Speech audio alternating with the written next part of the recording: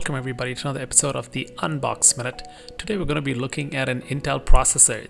This one is the Core i9, which sits at the top of their stack. So if you're familiar with the series, it starts at the budget range from the Core i3, steps up to the mid-range at Core i5, the high end at the Core i7, and then this is the absolute flagship series, which is the i9. Now, as you can see, there's a little window there where you can see the processor. The box is pretty straightforward. It's very thin and slim, so not too much there. This is part of the 10th generation of processors in the Core lineup, and this is an unlocked CPU. Also mentioned at the bottom, you can see that the model number, it's the 10850K, and this is a 10-core CPU with hyperthreading, which means it can do a whopping 20 simultaneous threads. And below that is the information on the socket it goes into, which is the LGA 1200.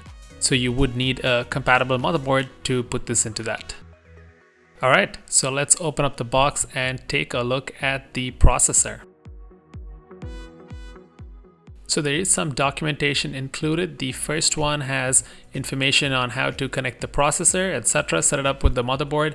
And it does also have a little sticker there, so if you want to put that on your case, you could use that.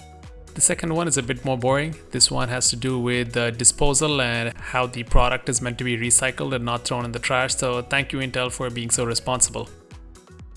Moving on to the main processor, you can see that it's housed in that cardboard box, which incidentally is what creates the space. So in reality, all you need is probably like a insert, like a greeting card to back this, but Intel keeps with their box packaging just to kind of give you the feel that, you know, you're getting something of substance in size because this is so expensive. And there you have it, the processor in my hand. Very, very tiny, but very, very powerful and very, very expensive.